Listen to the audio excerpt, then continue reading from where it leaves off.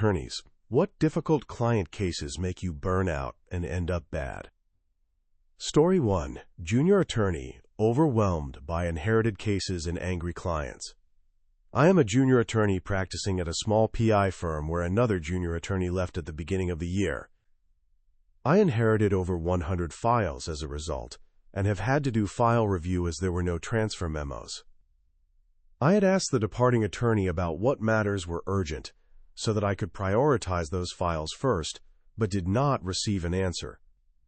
I reviewed the calendar to see what was urgent and began reviewing those files. However, I kept receiving calls from clients throughout the first few weeks and had to quickly review their file to find that there were things pending.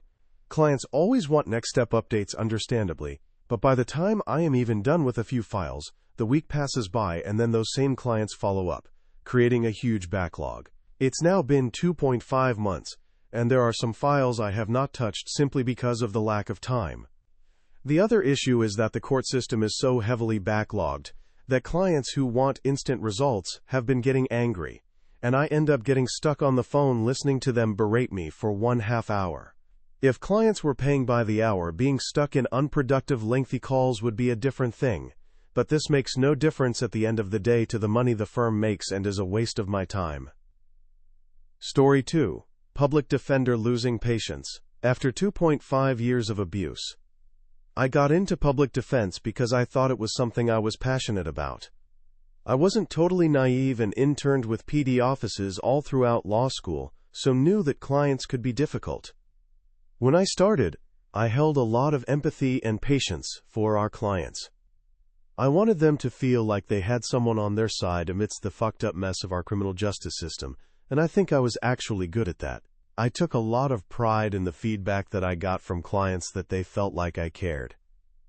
I've now been at this for around 2.5 years, and the burnout is hitting hard. One side effect of that is that I can feel myself growing resentful of my clients, and then I feel guilty about feeling that way.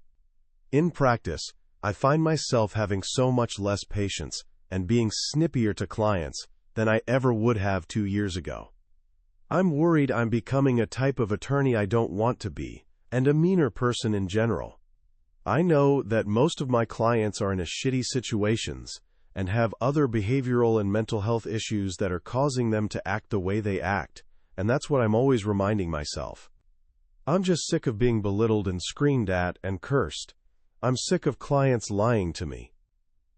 I'm sick of sticking my neck out for them in front of the judge, only for them to just turn around and screw up again immediately.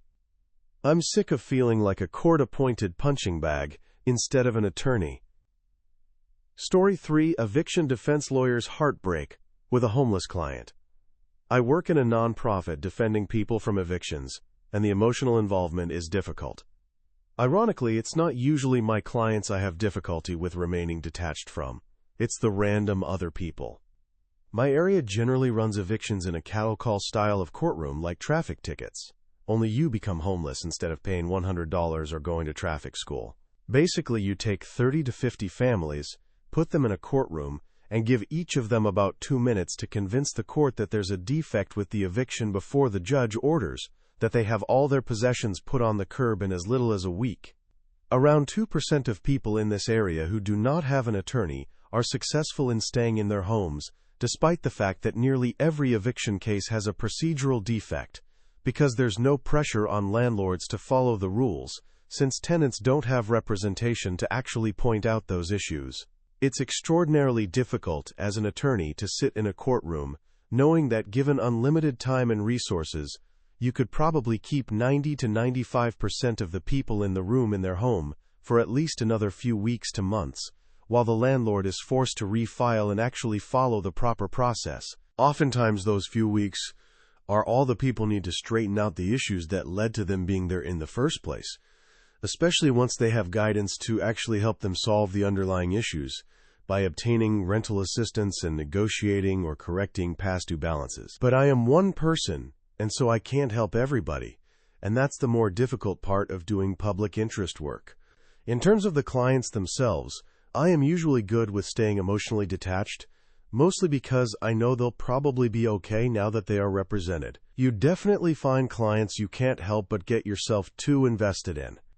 At a previous job with a different organization, I was representing a homeless client just to sort out a couple of minor Social Security issues. Fast forward about 6 months, and I had a half dozen different things I was helping him with. And we had a team of a ton of people and organizations all working together to fix every problem that was contributing to his homelessness. By the end of it all, he had money in the bank, a fixed income capable of supporting him, a person to manage his finances, and he had a stable living situation where he could obtain necessary medical supervision, meals, and most importantly, a roof over his head. About 6 months later, he was homeless again, and passed away shortly after. I think that was the point where I really understood how important it is to distance myself. I love the work I do and I love the people I help, but realistically, human beings aren't designed strong enough to be able to do this stuff long term if they're invested in each and every client. That is all to say, I highly doubt the lawyers on the debt case are overwhelmingly emotionally invested in the stories of their clients. Story 4. Family law attorney traumatized by child abuse and kidnappings. I've been doing family law for 16 years and I love it. However, I know why other people hate it. The clients can be petty AF towards each other. Most people are unhappy because most judges order compromise positions most of the time. So both sides walk away feeling like they kind of lost. Practice pointer. Set client expectations, LOW. Because clients are petty AF, angry about their results, and generally not legally sophisticated, they treat attorney regulation like it's Yelp and file bullshit grievances because they don't want to pay their bill and they need to be mad at someone. It's emotionally taxing to have a front row seat to child abuse, domestic violence, and substance abuse. Sometimes your best isn't good enough to solve the problems. I've had 2 clients murdered and 2 kids, siblings murdered. 3 different cases. I've had 3 kids between 2 different cases, kidnapped by the non-custodial parent and never recovered. I've had 2 clients permanently have their rights to their children terminated, and one of those clients subsequently died by suicide. I've had a teenager who I warned the court would run away, follow through and run away, and at last count she was 16, and being trafficked by her 23-year-old drug dealer boyfriend/pimp. I've had a kid disclose to me personally such severe and violent sexual abuse she's permanently infertile. I've been threatened multiple times, credibly enough that I've filed 3 police reports. I have to look over my shoulder when I walk to the parking garage. Story 5. 20 years in family law leading to trauma and anxiety. I've been doing family law for 20 years and I hate it. In the beginning, I liked it. I thought it was a great way to help families and get trial experience. Other lawyers warned me about the horrors of family law, but I thought I could handle it. I am now traumatized and I feel like I've wasted my career on this crap. The reasons I hate it are the same reasons given by others. It is not just the secondary or vicarious trauma, but also the direct trauma caused by clients yelling at me, opposing attorneys yelling at me, judges being pissy, the court scheduling, and not getting paid nearly enough for this crap. Family law has turned me into an anxious, stressed out, pissy person. No matter how much attention you give clients, most of them take out their anger on you. I get yelled at daily. I generally get very good results, but I still get yelled at. The opposing attorneys have gotten nastier and nastier. Many can't be trusted and will attack their opposing counsel via bar complaints or motions for sanctions, all over bullshit, as part of their litigation strategy. While some judges really do care, others are short-tempered and very crabby. Some of the courts in my state have started sending scheduling notices by email, with very short notice for court appearances. I hate that I have to beg for vacation time, because the court has the power to deny requests for protection. Last year, I had a year-long trip planned to the UK, and a week before the trip, an expedited hearing got scheduled in a case. I filed a motion to continue because of my prepaid trip. The judge denied my motion but then didn't hold the hearing after I showed up. I had to race to the airport to make my plane. Family law attorneys do not get paid well. I practice in a poor state. Many clients run out of money. Other clients just refuse to pay. even when I have obtained very good results. Sometimes the judges refuse to let us out of cases when we file motions to withdraw for lack of payment. If we want to sue a client for payment, our local bar rules require that we tell the client how to seek fee arbitration with the Board of Bar Overseers. We can't send clients to collections for unpaid bills due to confidentiality. I just don't get paid enough for all of the stress and risk associated with family law. And, yes, there are bullshit bar complaints all the time against family law attorneys, the fear of which also increases our stress and anxiety. Family law is also unsafe. I had to get a protection order against an unrepresented opposing party because he started stalking me. That same opposing party subsequently killed a family member. There have been numerous days when we have locked the doors to the firm out of fear. Many family law attorneys have quit in my jurisdiction, which only puts more stress on. Story 6: 15-year lawyer burned out from contingency fee clients. I've been a lawyer now for 15 years and I'm totally burned out. I've worked for other firms and hated the income ceiling among all the other usual stressors. Then I built my own successful law practice grossing over $1 million per year every year. But I'm not happy, I'm not satisfied, and I'm totally burned out. Every client interaction feels like I'm dealing with an enemy who could stab me in the face or in the back. They are dumb humans, annoying, demanding, and ungrateful. I work on a contingency fee, and they demand I call them whenever they want to talk. And then if I actually cave in and speak to them, then they misinterpret and misunderstand the verbal information I convey. Which is why I always insist on written communication. I get a huge and fair settlement on the table, and they not only reject it but then attack me. Anyway, I am so burned out. This amazing income and empire I've built doesn't seem worth it to me anymore. I only have one life to live, and this doesn't seem like the best life. Story 7: Nightmare personal injury client after one case. I mainly practice family and did one PI case about a decade ago. The client was such a nightmare that I swore never to handle one again. I've had some really awful family law clients, but he was still one of the top 5 worst clients I've ever had over 17 years in practice. Story 8: Client ungrateful for $160,000 settlement. I got a guy a $160K windfall, and he gave me hell about it because he wanted $2 million. Dude should barely have gotten $60K on a good day. No idea where these people get those numbers. Almost lost the deal. He was rude and ungrateful, complained to a bunch of people, tried to violate the confidentiality clause in a very public way immediately, and I only stopped him by a miracle. Later he came to me for other problems, and I passed on it hard. Story 9: Client's abusive voicemails leading to withdrawal. After 5 p.m. today, I had a client leave me 10, 3-minute, max-length voicemails, saying I was a scumbag in various forms because I refused to send a letter on her behalf for a completely unrelated legal matter. I was close to calling the police, but I'm withdrawing as counsel.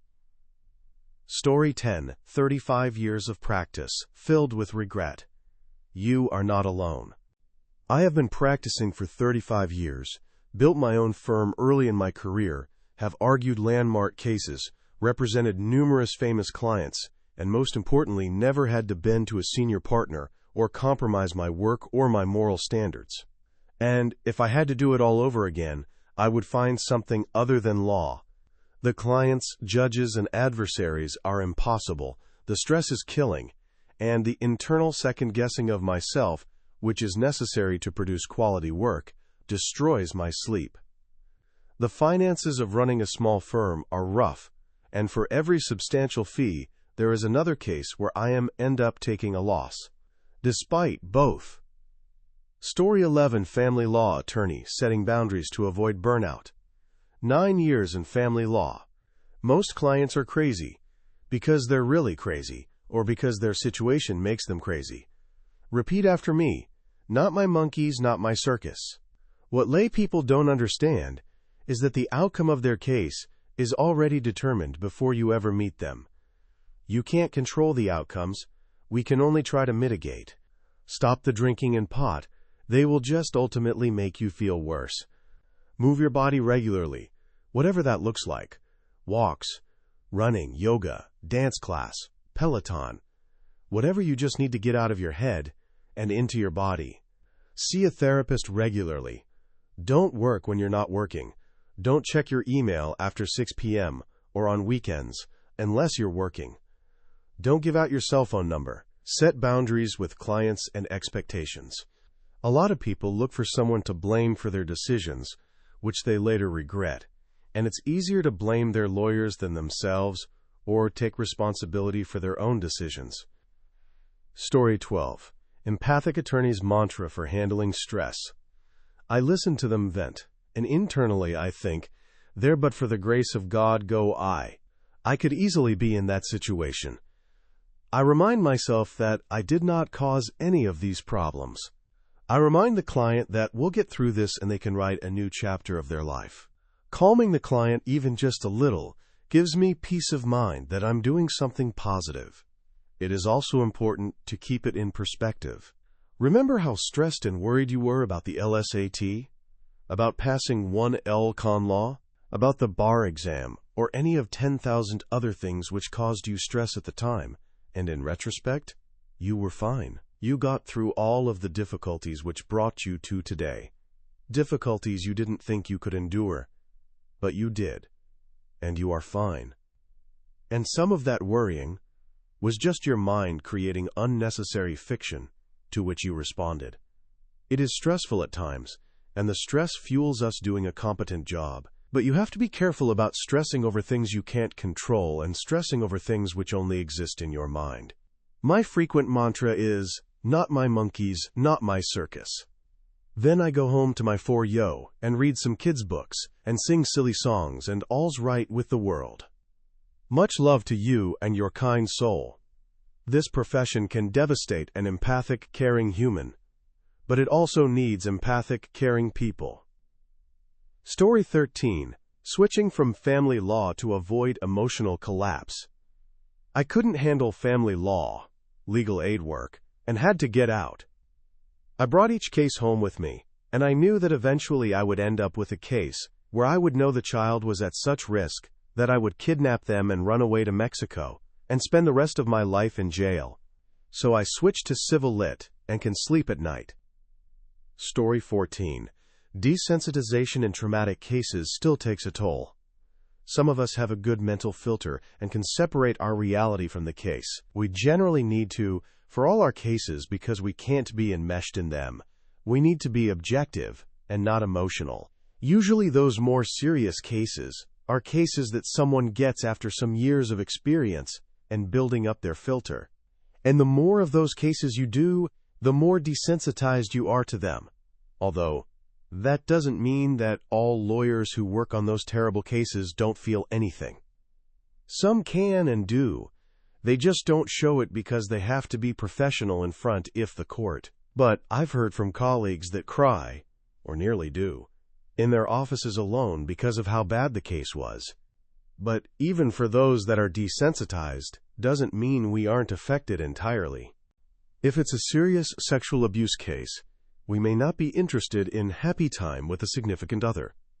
Or, in other scary situations, you may end up with dreams about work. Story 15. Long-term burnout leading to minimal client attention. Burning out doesn't mean people always quit their jobs. Some of the most burned-out colleagues of mine have been at it 30 years. They pay the barest minimum attention possible to their clients to complete the legal tasks, and that is it. Some of them are brilliant litigators, still to this day, but they are absolutely beyond fucked with burnout, to the point where they hate their jobs and are unhappy outside of work as a result. They end up trying cases that have no business being tried because they can't take the time out of their lives to just sit down and counsel a client for a few hours here and there, so the client never gets their emotions in check and never learns to trust the lawyer, catapulting a lousy case into a trial that takes a whole extra week out of the lawyer's time instead. The clients end the relationship hating their lawyer and being all the less likely to trust other public defenders in the future, and the lawyer ends the relationship with even less time and sympathy for other clients. Everyone, the lawyer, the client, the client's family and friends, and future lawyers trying to help that client, or a member of that client's social circle, all suffer for it. Story 16. Young attorney, overwhelmed by 200 cases at a high-pressure firm. I got barred a few months ago and have around 35 files. I don't even think you can properly represent someone if you have 200 files, unless you have a law clerk on your team, 4 paralegals and 2 legal assistants, and even then you are doing a disservice to your clients. That's crazy. Do you even know who your clients are, what they do for a living, how the injury affected them? This is the real value in PI cases. Story 17. Mid-career attorney struggles with unreasonable client expectations. If you don't like the area of law, quietly start looking for another one and another firm, if this one isn't a good fit and it doesn't have other practice hours that interest you. Don't be terribly concerned about jumping ship. You'll be able to answer the question why in an adequate manner too in the interviewing firm and the other interviewing firm.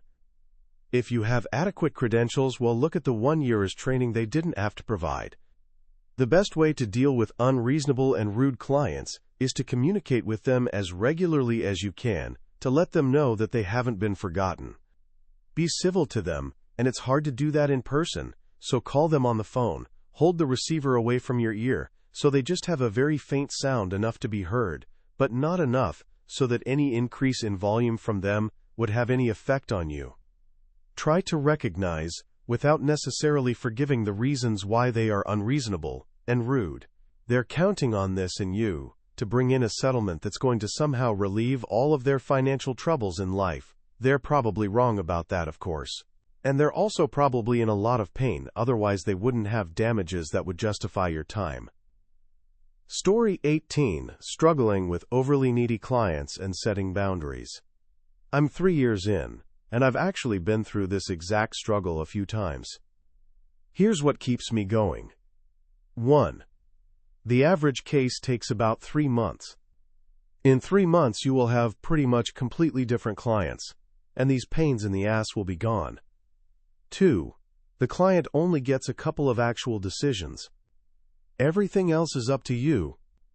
If your client is being difficult or needy, it is perfectly okay to set a boundary and say, okay, you want a trial, but now I'm going to be doing that, so I don't need your input. They probably won't like it, but who cares? They'll be gone soon. 3.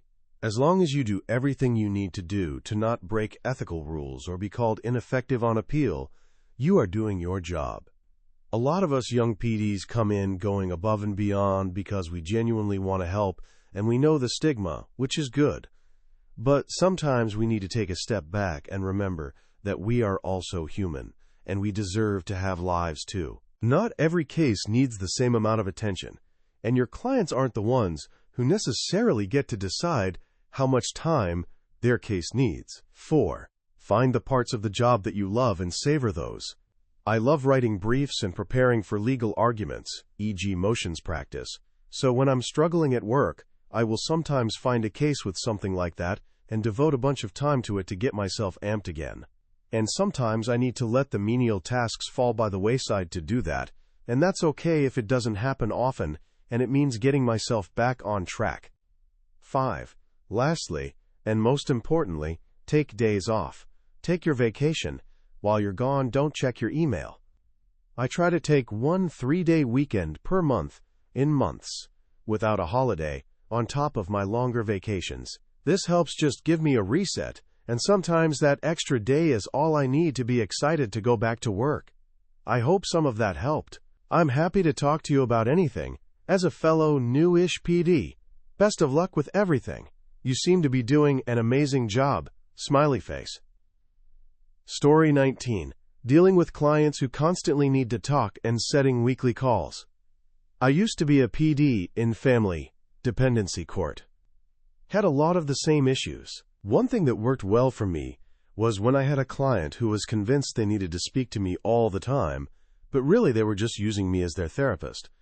I would set up a weekly call. If they called outside of that time, I'd remind them, Ms. Smith, I can't speak now. I'll talk to you on Tuesday at 11 o'clock as planned. You can write down any questions you have for me. Yes, it was annoying having to do the weekly call, but it was a lot less annoying than talking to them every goddamn day. Story 20. PI associate struggles with demanding client in DMV area. I'm in the same boat over here. PI associate in the DMV area. No sovereign citizens, thank God, but plenty of people who think they understand what their case is worth better than me.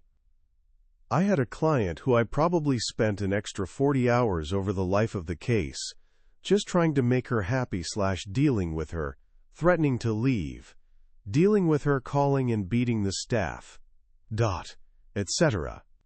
For what the firm got out of that case, small parking lot hit, my bosses wouldn't even have broken even. Keep up the professional face no matter how many screaming Saturday phone calls you get. And for your bosses, document everything and let your bosses know that cases like this will eventually not be worth taking, because they won't profit if you're burning up salaried work hours dealing with this client's bullshit. Story 21. Public defender faces burnout from confrontational clients. You don't have to know. But refusing to engage in hand-holding isn't always the path of least resistance in PD land. Sometimes it only makes the confrontational clients even worse, and it lands a lawyer in burnout even faster. It's not a good line of work for a person who struggles with these kinds of clients. I've observed just the opposite. People who get too involved burn out fastest.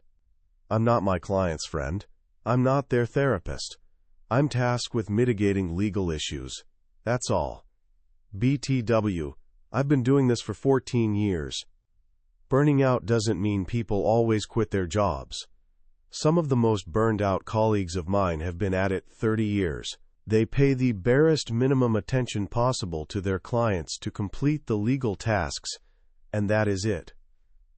Some of them are brilliant litigators, still to this day, but they are absolutely beyond fucked with burnout, to the point where they hate their jobs and are unhappy outside of work as a result. They end up trying cases that have no business being tried because they can't take the time out of their lives to just sit down and counsel a client for a few hours here and there, so the client never gets their emotions in check and never learns to trust the lawyer, catapulting a lousy case into a trial that takes a whole extra week out of the lawyer's time instead.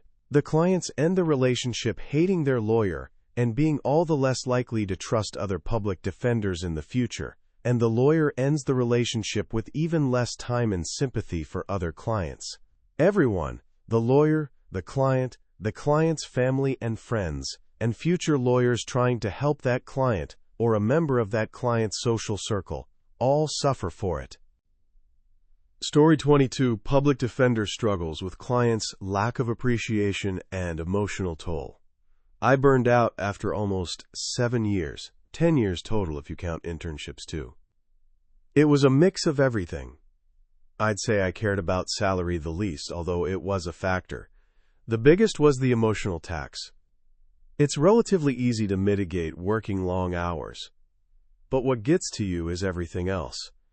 You fight so hard to see your clients as human beings first. Everyone else sees a number, a monster, an inmate, a criminal, etc. I'm not fighting against consequences for actions, but I am fighting for humane consequences. Consequences that actually rehabilitate instead of punish and dehumanize. But 95% of the population disagrees with your position and will make you feel like a monster for trying to help.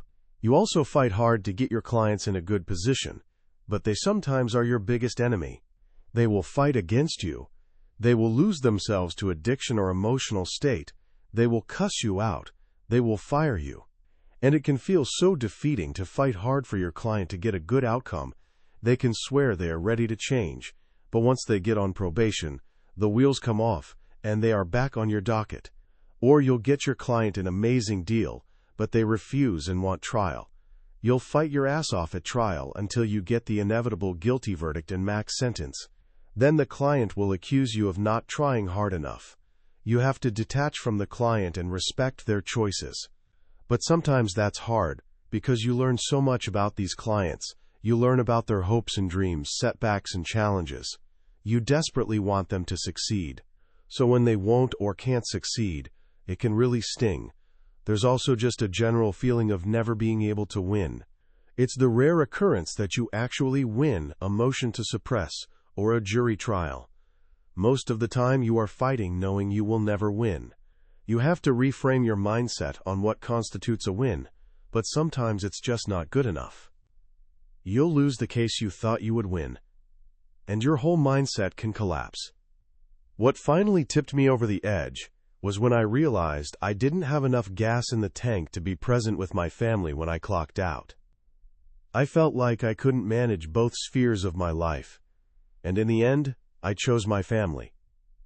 Story 23. Public defender faces burnout from high-stakes trials and client disrespect. I had a very high success rate when I tried over 100 jury trials as a first chair, and won 70% of them.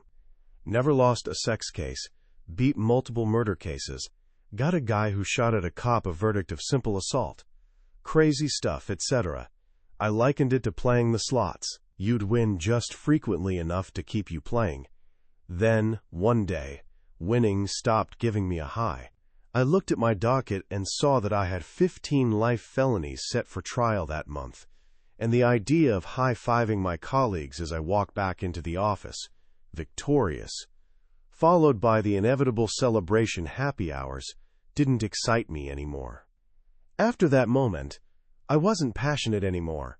Still could vigorously do my job, but I knew I'd done better. I started looking to make a move, and soon after, I did. Story 24. Former plaintiff firm associate hospitalized from stress. Previous job at a plaintiff firm. I was running 110 cases and picking juries almost every week. Boss couldn't understand why we weren't thrilled to be working Saturdays. Fuck him and his beach house. Trophy wife. Spoiled shithead kids and his fancy 200K cars. It's funny you say that. This was decades ago, I almost forgot, but month 4 I was hospitalized from being so stressed out. I thought I was having a heart attack. Story 25. Lawyer leaves high-stress firm for contract work and better work-life balance. I feel you. I've been a lawyer for almost 6 years, and last year I had this happen. I did the best thing for me.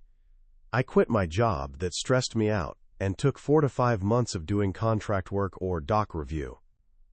In the summer, I found a job being a permanent contract attorney for a smallish law firm that gives me their overflow. They are extremely busy, but not busy enough to hire another salaried associate. Works out for me. I charge an extremely generous per-hour rate and make my own hours. To be clear, I'm a transactional attorney only, so no litigation or anything like that. To supplement my income if I need it, I do doc reviews, but to preface this, I enjoy the doc review. I'm also working on transitioning out of the legal field, because I feel like I cannot do this for the rest of my life. I genuinely feel like if I work for more than 35 hours a week doing traditional legal work, I want to die. This field isn't for everyone, and I'm okay with that. I also read somewhere that most lawyers burn out of the field around 5 to 7 years working in it. Please take care of your mental health, BC, as I learned all too well. You can give your life to your job, but your job won't hesitate to replace you if you become incapacitated or die. I wish you luck, OP. Hang in there. Story 26. Associate leaves toxic ID firm for better pay and less stress in commercial litigation. I started in a mid-sized ID firm myself, with a similar workload and billable requirement, but I yeeted out of there after a year or so for a pay bump in a different area. Commercial lit in mid-law. Honestly, not even sure if there's a billable requirement, LOL, but I regularly hit 150 to 160 a month and haven't heard any complaints yet. It's more intellectually stimulating than cases I did during my ID days, and I work on maybe 5 to 10 cases at a time as opposed to 50 to 60. I don't intend on getting back into any kind of volume-based practice for as long as I live. I hated the stress of having CMCs and discovery due 3 days out of the week every week. I'd say I lucked out with this job because my recruiter at the time was an absolute superstar and got my interviews out the ass without me needing to lift a finger. She reached out to me via LinkedIn, so it wouldn't hurt updating your profile. Story 27. Lawyer transitions from private practice to public defense for autonomy and fulfillment. I left my private practice 13 years ago because I was burned out after 10 years of family law, civil lit, and consumer bankruptcy/bankruptcy lit. My situation didn't involve the workplace relationships you're dealing with because I was a solo, but I had the same feelings about the work itself. Joined a firm as a senior associate for about 2 years, and it was no better. Now all I do is public defense work, and I love it. It's never boring, and I have almost total autonomy. Happy to chat if you'd like. Story 28: Lawyer leaves firm for state agency after burnout from COVID changes. I was a partner at a mid-size firm doing litigation and ended up completely burnt out. COVID changed everything about the way we practiced law, and not for the better. I took a huge pay cut and went to a state agency where people continue to ignore my advice, but I don't have to keep track of time in 6-minute increments, and I get comp time if I work on a Saturday. I miss the bonuses, but it has been worth it overall. Story 29: Appellate lawyer plans to soft retire after years of overwork. I, 56-year-old male, started practicing 30 years ago and have my own solo appellate practice for almost 20 of those years. About to soft retire in 2 months because the past 3 years have been really brutal. Too many hours billed, causing the stress level to peak and make writing and researching not much fun anymore. Moving forward, I will keep 2 to 3 of my favorite clients and only work on 4 to 6 briefs a month, as opposed to 2 to 3 a week, and continue to prepare the appellate printing work as a side hustle. My biggest takeaway is that I never learned to delegate and never saw the need to hire an associate or an assistant. If I had done that 10+ years ago, I think my runway to retirement would be longer, and perhaps I would continue to work into my 60s. Story 30: Lawyer quits job to teach English abroad amid burnout and personal trauma. I am in the same boat. I loved law school, and I do really enjoy research/writing, legal analysis, working cases up, and collaboration with other lawyers and professionals. But something about the culture feels really toxic. I've always been in private practice at smaller firms, but even outside of big law, I just feel like lawyers and the legal profession generally is so ego and status-driven. I've managed to make a decent living doing things that I feel morally good about for the most part, but I suffered from imposter syndrome and definitely didn't pursue success on the level that so many attorneys seem to thrive on. I should have demanded better compensation in the last decade or so, but to be honest, I was on autopilot as a single parent and widow. A lot of personal trauma/baggage from growing up in pretty extreme dysfunction. I got completely burned out and felt like I was at a dead end professionally. I kind of was. Working for an aging solo practitioner who wasn't a great mentor, and in litigation knowing that trial work is not something I truly enjoy. I felt like I had screwed my whole life and career up, so I screwed it up even more, LOL. I started studying Spanish because I always loved it and left it behind in college. And I joined a volunteer program to teach English in Central America. So I just this year quit my job and left everything behind for 2 years. I don't know if I did a great thing or an incredibly stupid thing. I am pursuing a dream I had for a long time, and my job was not going to be there forever, so the timing was okay in some ways. But there are days when I have a mini panic attack about going home and being in my 50s and unemployed, no health insurance, no house, not much retirement, and no great desire to go back to what I was doing. My vague plan is to go to criminal appeals panel appointment work, do some online teaching with a paralegal program I've been involved with, and try to parlay my Spanish skills, hopefully improve to a high advanced level after 2 years, into doing something to help immigrant communities. Not even necessarily doing immigration law, although I'm interested.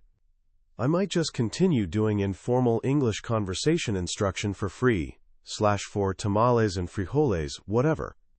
I'm tired of feeling bad about myself for not wanting to be part of the rat race. And I want to do what interests and gratifies me as a person. I understand I have skills as a lawyer that are valuable, which makes me feel responsible to use them for good, not to enrich some asshole or myself. I think this counts as a midlife crisis. Lol. I don't know, I feel pretty lost, but I hope I can turn it all into a decent, stable and meaningful life, and to make peace with it all.